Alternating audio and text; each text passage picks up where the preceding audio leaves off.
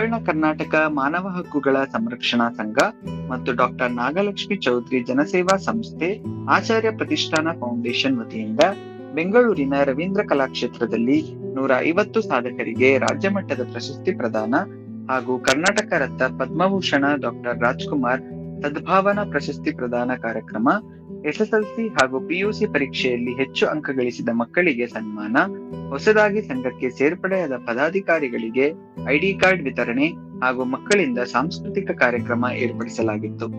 ಈ ಕಾರ್ಯಕ್ರಮದಲ್ಲಿ ಮುಖ್ಯ ಅತಿಥಿಗಳಾಗಿ ಶ್ರೀ ಶ್ರೀ ನಿರ್ಮಲಾನಂದ ಮಹಾಸ್ವಾಮೀಜಿ, ಶ್ರೀಮತಿ ನಾಗಲಕ್ಷ್ಮಿ ಚೌಧರಿ, ಶ್ರೀ ಬಸವರಾಜ್ ಮಾಲಗತ್ತಿ, ಡಾಕ್ಟರ್ ಗಿರೀಶ್ ಎಂಎಸ್, ಶ್ರೀ ಮಹೇಂದ್ರ ಮುನ್ನತ್, ಇನ್ನೂ ಹಲವಾರು ಗಣ್ಯರು ಸೇರಿದಂತೆ ಕಾರ್ಯಕ್ರಮಕ್ಕೆ ಚಾಲನೆ ನೀಡಿ ಯಶಸ್ವಿಗೊಳಿಸಿದರು.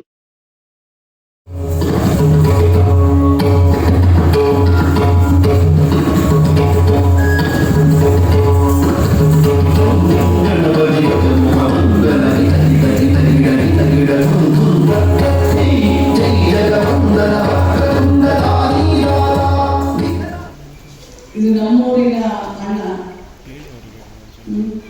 ಗಣೇಶ್. ಬಹಳ ಕಾರ್ಯಕ್ರಮಗಳಿಗೆ ಕರೆದು ಇದು ಮೊದಲನೇ ಕಾರ್ಯಕ್ರಮಕ್ಕೆ ನಾನು ಬರ್ತಾ ಇದ್ದೀನಿ. ಮನೆ ಕೆಳಗಡೆ ಬೇಗನೆ ಬಂದೆ, ಆದರೆ ಎಷ್ಟು ಜನ ಹೆಣ್ಮಕ್ಳು ಅವ್ರನ್ನ ಬಿಟ್ಟು ಬರೋಕ್ಕಾಗದೇ ಇಲ್ಲ. ಮಕ್ಕಳನ್ನ ಕರ್ಕೊಂಡು ಬಂದಿರ್ತಾರೆ, ಅಪ್ಪ ಅಮ್ಮನ ಕರ್ಕೊಂಡು ಬಂದಿರ್ತಾರೆ, ಅವರೇ ಬಂದಿರ್ತಾರೆ, ಕರ್ನಾಟಕದ ಎಲ್ಲ ಭಾಗಗಳಿಂದ ಬಂದಿರ್ತಾರೆ. ನಾನು ಅವರನ್ನ ಅಟೆಂಡ್ ಮಾಡಲಾರದೆ ಯಾವುದೇ ಪ್ರೋಗ್ರಾಮ್ಗೂ ಹೋಗೋಕ್ಕಾಗಲ್ಲ.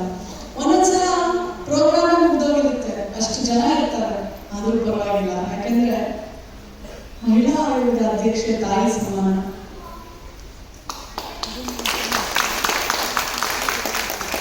ನನ್ನ ಹತ್ರ ನನ್ನ ಮಗಳು ಬರ್ತಾಳೆ ಕಣ್ಣೀರು ಇಟ್ಕೊಂಡು, ಅಮ್ಮ ಆದವಳು ಅವಳನ್ನ ಅಟೆಂಡ್ ಮಾಡ್ಬೇಕಾ ಪ್ರೋಗ್ರಾಮ್ಗೆ ಹೋಗ್ಬೇಕಾ? ನೀವು ಮಾತಾಡ್ಬೇಕಪ್ಪ, ಅಟೆಂಡ್ ಮಾಡ್ಬೇಕಲ್ವಾ? ಅದಕ್ಕೆ ತಡವಾಗಿ ಬಂದೆ, ಕ್ಷಮೆಯನ್ನು ಕೇಳಲ್ಲ. ಯಾಕೆಂದ್ರೆ ನೀವು ಮಾಡ್ತಾ ಇರೋದು ಅದೇ ಕೆಲಸ, ನಾನು ಮಾಡ್ತಾ ಇರೋದು ಅದೇ ಕೆಲಸ. ಆದರೆ ಮಾನ್ಯ ಮುಖ್ಯಮಂತ್ರಿಗಳಾದಂಥ ಸಿದ್ದರಾಮಯ್ಯನವರು ನನಗೆ ಮಹಿಳಾ ಆಯೋಗದ ಅಧ್ಯಕ್ಷೆಯನ್ನಾಗಿ ಮಾಡಿರೋದ್ರಿಂದ ಅಧಿಕಾರ ಇದೆ ಅಲ್ವಾ? 7.5 ಕೋಟಿ ಕನ್ನಡಿಗರಲ್ಲಿ ಒಬ್ಬರು ಮಹಿಳಾ ಆಯೋಗದ ಅಧ್ಯಕ್ಷೆ ಆಗೋಕ್ಕೆ ಸಾಧ್ಯ ಅಲ್ವಾ? ಅಂಥದ್ರಲ್ಲಿ ಆ ಭಾಗ್ಯ ನನಗೆ ಸಿಕ್ಕಿರೋದ್ರಿಂದ ಅದು ನಾನು ಯಾವಾಗಲೂ ಅಧಿಕಾರ ಅಂತ ಭಾವಿಸಿಲ್ಲ, ಅದು ಜವಾಬ್ದಾರಿ, ಅದು ಸೇವೆ. ಹಾಗಾಗಿ ಎಷ್ಟು ದಿನ ಆಯೋಗದ ಅಧ್ಯಕ್ಷೆಯಾಗಿ ನಾನು ಅಲ್ಲಿ ಇರ್ತೀನಿ, ಅಲ್ಲಿವರೆಗೂ ನನ್ನ ಹೆಣ್ಮಕ್ಳಿಗೆ, ನನ್ನ ಮಹಿಳೆಯರಿಗೆ, ನನ್ನ ತಾಯಿಯರಿಗೆ ಧ್ವನಿಯಾಗಿ, ಶಕ್ತಿಯಾಗಿ ನಿಂತ್ಕೊಳ್ತೀನಿ ಅಂತ ಹೇಳ್ತಾ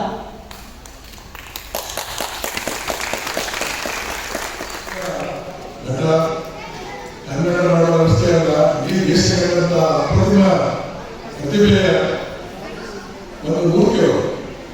ಆ ಮೂರ್ತಿಯನ್ನ ಎಲ್ಲ ಕಾಲದ ಪೂಜೆ ಮಾಡ್ತಾರೆ. ಅಂತಹ ದೇವಸ್ಥಾನದಲ್ಲಿರುವಂತಹ ಡಾಕ್ಟರ್ ರಾಜ್ಕುಮಾರನ್ನ ಅವರ ಹೆಸರಿನಲ್ಲಿ ಸದ್ಭಾವನಾ ಪ್ರಶಸ್ತಿಯನ್ನು ಕೊಡ್ತಾ ಇದ್ದಾರೆ. ಅದನ್ನ ನಾನು ಸಹ ಸ್ವೀಕರಿಸ ಮಾಡಿದ್ದೇನೆ. ಪೂಜಾರು ನಮಗೆ ಆಶೀರ್ವಾದ ಮಾಡಿ ಅದನ್ನು ಕೊಟ್ಟಿದ್ದಾರೆ. ಈ ಮಾನವ ಹಕ್ಕುಗಳ ಬಗ್ಗೆ ಪೂಜಾರು ಬಹಳಷ್ಟು ಮಾತಾಡಿದ್ದಾರೆ. ಆದರೆ ಗಣೇಶ್ ಅವರ ಬಗ್ಗೆ ನಾನು ವಿಶೇಷವಾಗಿ ಬಹಳ ಹೆಮ್ಮೆ ಅನಿಸ್ತದೆ. ನೋಡಿ, ಶ್ರೀಮಂತರು ಸಂಸ್ಥೆ ಕಟ್ಟೋದು, ಇಂಥ ದೊಡ್ಡ ದೊಡ್ಡ ಫಂಕ್ಷನ್ ಮಾಡೋದು ಅವರಿಗೆ ಬಹಳ ದೊಡ್ಡ ವಿಷಯ ಇಲ್ಲ. ಬಡತನದಲ್ಲಿ ಇದ್ಕೊಂಡು, ಮಧ್ಯಮ ವರ್ಗದಲ್ಲಿ ಇದ್ಕೊಂಡು ಕಷ್ಟಪಟ್ಟು ಜೀವನ ಮಾಡಿ ಇಂಥ ಫಂಕ್ಷನ್ ಅನ್ನ ನಿಸ್ವಾರ್ಥತೆಯಿಂದ ಆರ್ಗನೈಸ್ ಮಾಡ್ತಾರಲ್ಲ, ಅದು ಬಹಳ ದೊಡ್ಡದಂತ ಕೆಲಸ. ಅಂತ ಪುಣ್ಯದ ಕೆಲಸವನ್ನ ಗಣೇಶ್ ಅವರು ಮಾಡ್ತಾ ಇದ್ದಾರೆ. ಇಲ್ಲಿ ಅಷ್ಟೇ ಅಲ್ಲ, ಬೆಂಗಳೂರು ಅಷ್ಟೇ ಅಲ್ಲ, ಇಡೀ ರಾಜ್ಯದ ಪ್ರತಿಯೊಂದು ಜಿಲ್ಲೆಯಲ್ಲೂ ಸಹ ಅವರು ಸಂಸ್ಥೆಗಳನ್ನು ಕಟ್ಟಿದ್ದಾರೆ. ಈಗ ಯಾರಿಗೆ ಅನ್ಯಾಯ ಆಗ್ತಾ ಇದೆ, ಜನಸಾಮಾನ್ಯರಿಗೆ, ಬಡವರಿಗೆ, ಪಾಪ ಜನರಿಗೆ ಮಾತ್ರ ಅನ್ಯಾಯ ಆಗಿದೆ. ಶ್ರೀಮಂತರಿಗೆ ಯಾರಿಗೂ ಅನ್ಯಾಯ ಆಗುಲ್ಲ. ಶ್ರೀಮಂತರೇ ಮಾಡೋದು, ಮಾನವ ಉಲ್ಲಂಘನೆ ಶ್ರೀಮಂತರೇ ಮಾಡೋದು, ಮತ್ತು ಸರ್ಕಾರಿ ಅಧಿಕಾರಿಗಳೇ ಮಾಡೋದು, ಅದರಲ್ಲಿ ಮುಖ್ಯವಾಗಿ ಪೊಲೀಸರೇ ಮಾಡೋದು. ನಾವು ಯಾವ ಬರುವ ಯಾವ ಮನೆಗೆ ಕೆಲಸಗಳು ಮಾಡೋದು, ಎಂಕ್ವೈರಿ ಮಾಡಿ ಅದು ನಾವು ತನಗೆ ಅನುಭವಿಸ್ಕೊಳ್ಳೋ ಹೋಗಿದೆ. ಅವ್ರು ಹೇಳುವವರೆಗೂ ಬಿಡೋದಿಲ್ಲ. ಸೊ ಈ ತರ ಕೆಲವೊಂದು ನಿಜವಾದಂತ ಕೇಸ್ಗಳು ಇರ್ತವೆ. ಆದ್ರೆ ಬಹಳಷ್ಟು ಕೇಸ್ಗಳಲ್ಲಿ ಕೆಲವೊಂದು ದೌರ್ಜನ್ಯ ಆಗ್ತದೆ. ಅದು ಪೊಲೀಸರಿಗೆ ಉದ್ದೇಶಪೂರ್ವಕ ಮಾಡಬೇಕಂತ ಇರುವುದಿಲ್ಲ. ಆದ್ರೆ ಆ ಕೇಸಿನ ಉದ್ದೇಶ, ಕೇಸು ಪತ್ತೆಯಾಗುವಂತ ಉದ್ದೇಶದಿಂದ ಸ್ವಲ್ಪ ಟಾರ್ಚರ್ ಮಾಡ್ತಾ ಇದ್ರು. ಈಗ ಯಾವ ಟಾರ್ಚರ್ ಮಾಡೋದಿಲ್ಲ. ಒಂದು ನಮ್ಮ ಕಾಲದಲ್ಲಿ ಇದು ಎದುರಿಸ್ತಿದ್ವಿ. ಬಟ್ ಈಗೆಲ್ಲ ಏನಿಲ್ಲ, ಅದು ಆರೋಗ್ಯವನ್ನು ಕಾಫಿ ಕೊಡಿಸ್ತಾರೆ ಕೂತ್ಕೊಂಡು ಅಂತ ಕಾಲ ಈಗ ಬಂದಿದೆ. ಯಾರು ನೋಡಿ ಸ್ಟೇಷನ್ ಹೋಗಿ ಯಾರು ಶ್ರೀಮಂತ ಬಂದ್ರೆ ಅವ್ರಿಗೆ ಹೆಸರು ಕೊಡೋದು ದೂರದಲ್ಲಿ ತಗೊಂಡು ಕೂಡಿಸ್ತಾರೆ. ಅದೇ ಬಡವ ಬಂದ್ರೆ ಯಾರು ಕಾಳಜಿ ಮಾಡೋಲ್ಲ. ಅಲ್ಲ ಅವರೇ ಯಾವಾಗ ಕೊಡಲ್ಲಪ್ಪ, ಕೊಡಲ್ಲ ನೋಡೋ. ಸೊ ಈ ತರ ನಮ್ಮಲ್ಲೇ ಇದೆ ಕೆಟಗರಿ. ಒಂದು ಶ್ರೀಮಂತರಿಗೆ ಒಂದು ಮುಖ, ಬಡವರಿಗೆ ಒಂದು ಮುಖ, ಪಾಪದವರಿಗೆ ಒಂದು ಮುಖ, ಬಲಗಳಿಗೆ ಒಂದು ಮುಖ. ಸೊ ಈ ತರ ಅದು ಬದಲಾವಣೆ ಅಂತ ಆಗೋಲ್ಲ. ಭಾರತಾಂಬೆಗೆ ನನ್ನ ನಮಸ್ಕಾರ. ಸದಸ್ಯರ ಮಾನಗಳ ಯುಗದಲ್ಲಿ ನಾನಲ್ಲಿದ್ದರು, ನೀನಲ್ಲಿದ್ದರು, ಕೊನೆಗೆ ಉಪ ಕನ್ನಡಿಗ ಉಳಿದರು. ಕನ್ನಡವಾಗುವುದು ಕನ್ನಡ ನಾಡಿಲ್ಲ, ಆ ಉಪ ಕನ್ನಡಿಗ ನೀನಾಗುವ, ಈ ತಾಯಿಯ ಗುರುವ ತೀರಿಸುವ. ಕನ್ನಡವೇ ಸತ್ಯ, ಕನ್ನಡವೇ ನಿತ್ಯ. ಕರ್ನಾಟಕ ಜನತೆ ನಾಡಪ್ರೇಮಿಗಳು, ದೇಶ ಪ್ರೇಮಿಗಳು, ವಿಶ್ವ ಪ್ರೇಮಿಗಳು, ಹೃದಯ ಶ್ರೀಮಂತರು, ಇಂತಹ ಕನ್ನಡ ಅಭಿಮಾನಿಗಳ ಜೊತೆಗೆ ನಾನಿಗಳು. ನನ್ನ ಪುಣ್ಯ. ನಿಮ್ಮೆಲ್ಲರಿಗೂ ಹೃದಯಪೂರ್ವಕ ನಮಸ್ಕಾರ ಹಾಗೂ ಕಾರ್ಮಿಕರ ದಿನಾಚರಣೆ ಹಾರ್ದಿಕ ಶುಭಾಶಯಗಳು. ಒಬ್ಬ ವ್ಯಕ್ತಿ ಪ್ರಾಮಾಣಿಕವಾಗಿ ಕೆಲಸ ಮಾಡಿದರೆ ಅವನಲ್ಲಿ ಇರೋ ಕಾರ್ಮಿಕ ಭಗವಂತನಾಗಿ ಗೌರವಿಸುತ್ತಾರೆ. ಕೆಲವರು ದೇವರ ದರ್ಶನವನ್ನು ದೇವಸ್ಥಾನದಲ್ಲಿ ಮಾಡುತ್ತಾರೆ, ಇನ್ನು ಕೆಲವರು ಚರ್ಚ್ನಲ್ಲಿ ಮಾಡುತ್ತಾರೆ, ಇನ್ನು ಕೆಲವರು ಮಸೀದಿಯಲ್ಲಿ ಮಾಡುತ್ತಾರೆ. ನಾನು ಸಾಕ್ಷಾತ್ ದೇವರ ದರ್ಶನವನ್ನು ನಿಮ್ಮಲ್ಲಿ ಮಾಡುತ್ತಿದ್ದೇನೆ. ನೀವೆಲ್ಲರೂ ನಮಸ್ಕಾರ ಹಾಗೂ ಎಲ್ಲ ಸನ್ಮಾನಿತರು ಹಾಗೂ ಸರ್ಗೆ ಅನಂತ ಆತ್ಮೀಯ ಅಭಿನಂದನೆಗಳು. ನಾನು ರಾಜಸ್ಥಾನದಲ್ಲಿ ಜನಿಸಿ ಬಂದು ನನ್ನ ಹೃದಯ ಸ್ಥಾನ, ನನ್ನ ಮಾನಪ್ರಾಣ, ನನ್ನ ಅಭಿಮಾನ, ಸ್ವಾಭಿಮಾನ, ವಿಮಾನ ಎಲ್ಲ ತಾಯಿ ಭುವನೇಶ್ವರಿ ಪಾದಕವನ್ನು ಸ್ಮಾರಕ ಆಗಿದೆ. ನಾನು ಕನ್ನಡಿಗನಾಗಿ ಹುಟ್ಟದಿರಬಹುದು, ಆದರೆ ಕನ್ನಡ ನನ್ನ ಅಸ್ಮಿತೆ. ಭಾರತ ಒಂದು ಮಹಾನ್ ದೇಶ. ನಾವೆಲ್ಲರೂ ಭಾರತ ಮಾತೆಯ ಮಕ್ಕಳು. ಇದೊಂದು ಸೌಭಾಗ್ಯ. ದೇಶ ಎಲ್ಲಕ್ಕಿಂತಲೂ ಮಿಗಲು. ದೇಶದ ಸೇವೆಯನ್ನು ಮಾಡಲು ಒಬ್ಬ ವ್ಯಕ್ತಿ ಮಂತ್ರಿಯಾಗಿ ಅಥವಾ ರಾಜಕಾರಣಿಯಾಗಿ ಅಥವಾ ಅಧಿಕಾರಿಯಾಗಿ ಮಾಡಬೇಕಾಗಿಲ್ಲ. ಒಬ್ಬ ಸಾಮಾನ್ಯ ವ್ಯಕ್ತಿ ಕೂಡ ತನ್ನ ಕರ್ತವ್ಯವನ್ನು ಹಾಗೂ ಜವಾಬ್ದಾರಿಯನ್ನು ಸರಿಯಾಗಿ ನಿರ್ವಹಿಸಿದರೆ ಅದು ಕೂಡ ದೇಶ ಸೇವೆಯಾಗುತ್ತದೆ. ಗೋವಿನ ಹಾಲಲ್ಲಿ ಭೇದವಿಲ್ಲ, ರಾಯನ ಶಿವನಿ ಬೇರೆಲ್ಲ. ಕನ್ನಡಿಗ ಸ್ವಾಭಿಮಾನಕ್ಕೆ ಗಡಿಯಿಲ್ಲ, ಕನ್ನಡಿಗರ ದೇಶಾಭಿಮಾನಕ್ಕೆ ಮಿತಿಲ್ಲ. ಸತ್ಯಂ ಶಿವಂ ಸುಂದರಂ, ಅಹಿಂಸಾ ಪರಮೋ ಧರ್ಮ, गाँव विश्व से मात्र. भारत का कृषि प्रधान देश, कृषि मूलाधार गो. ತಾಯಿ ಹಾಲು ಕೆರೆಕಾಲ, ಗೋವಿನ ಹಾಲು ಚೀರಕಾಲ. ತುಳು ಮತ್ತು ಕವಿದವರು ನರಕ ಎಂದರು ಪುರಂದರು. ನಾವು ಗೋಗಳನ್ನು ಪಾಲಿಸುತ್ತಿಲ್ಲ, ಗೋಗಳೇ ನಮ್ಮನ್ನು ಪಾಲಿಸುತ್ತಿದೆ. ಗೋವು ಸಂಸ್ಕೃತಿ, ಸೀರೆ ಕನ್ನಡ, ಮೊದಲಾಗಿ ಉಳಿಸುವ ಸಂಸ್ಕೃತಿ. ತಾನಾಗಿ ಉಳಿಯುತ್ತೆ ಕನ್ನಡತನ. ಹಸುವೆ ಸತ್ಯ, ಹಾಲೇ ನಿತ್ಯ. ಉಳಿಸದಿದ್ದರೆ ನಾವೇ ನಿತ್ಯ. ತಾಯಿ ಹಾಲು ಜೀವಾಮೃತ, ಗೋವಿನ ಹಾಲು ಪಂಚಾಮೃತ. ಅಮ್ಮ ಕೊಡೋದು ನಡೆಬರು, ಅಂಬ ಕೊಡೋದು ಕರೆಯವರು. ಸ್ವರಾಜ್ಯಗಳು ಮಿಗಲು, ಗೋ ಸಂತತಿ ಉಳಿದು. ನಮಗೆ ರಾಜಕೀಯ ಬೇಡ, ಬೇಕಾಗಿರೋದು ಮುಂದಿನ ಮಕ್ಕಳ ಜೀವಾಮೃತ. ಗೋವಿನಿಂದಲೇ ಅನ್ನಭಾಗ್ಯ, ಗೋವಿನಿಂದಲೇ ಕ್ಷೀರ ಭಾಗ್ಯ, ಗೋವಿನಿಂದಲೇ ನಾಡಿಗೆ ಸಕಲ ಸೌಭಾಗ್ಯ. ಗೋವಿಗೆ ಮಾತ್ರ ಹತ್ಯ ಭಾಗ್ಯ, ಇದು ಯಾವ ದೌರ್ಭಾಗ್ಯ? ಬೇಡ ಬೇಡ. ಗೋಹತ್ಯೆಗೆ ಸಮರ್ಥನೆಗಳು, ಕಾರಣಗಳು, ಪ್ರಚೋದನೆಗಳು. ಜನನಿ ನಂತರ ಜಗದಲ್ಲಿ ಹಸುವೆ ಅಮ್ಮ. ಮಾತು ಆಡ ಮಾತೆ ಕಾಪಾಡೋಣ. ಜೈ ಮಾತ, ವಂದೇ ಗೋ ಮಾತ.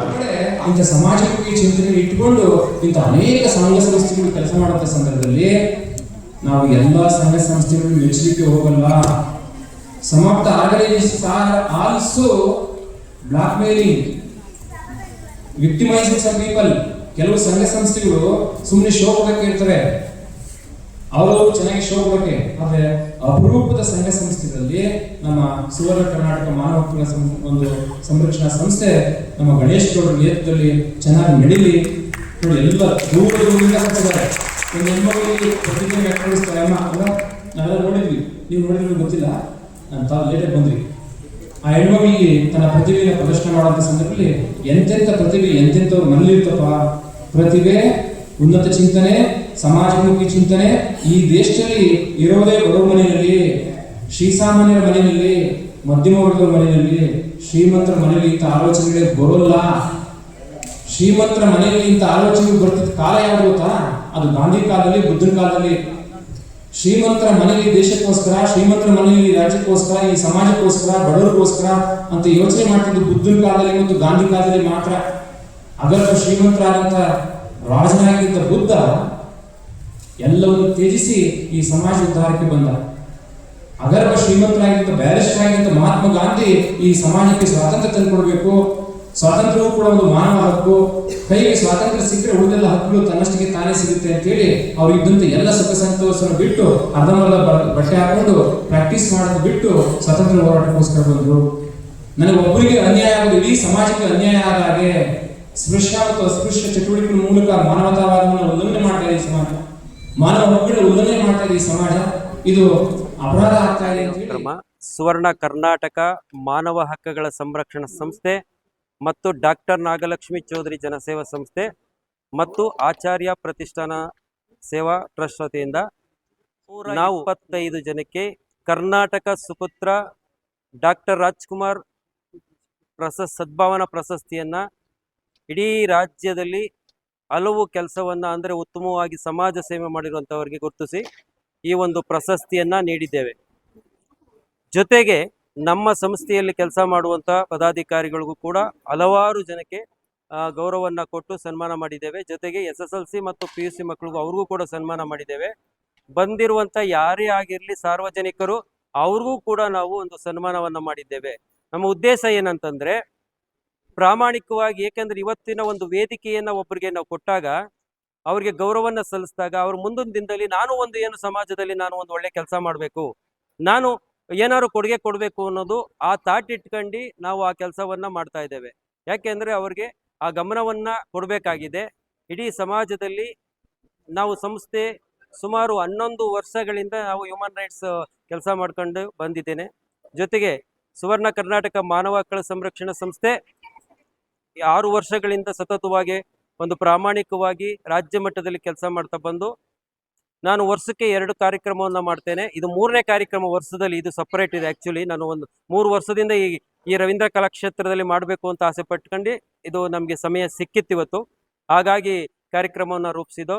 ಈ ಕಾರ್ಯಕ್ರಮದಲ್ಲಿ ಡಾಕ್ಟರ್ನ ಶ್ರೀ ಶ್ರೀ ಶ್ರೀ ನಿಶ್ಚಲಾನಂದ ಮಹಾಸ್ವಾಮಿಗಳು ಬಂದಿದ್ದರು. ಹಾಗೆ ನಮ್ಮ ಮಹಿಳಾ ಆಯೋಗದ ಅಧ್ಯಕ್ಷರಾದಂಥ ನಾಗಲಕ್ಷ್ಮಿ ಚೌಧರಿಯವರು ಬಂದಿದ್ದರು.